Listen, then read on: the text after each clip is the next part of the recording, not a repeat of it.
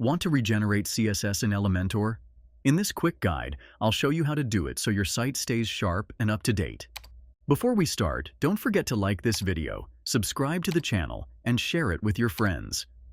Also, I've added my Elementor affiliate link in the description. If you're grabbing it anyway, I'd love the support.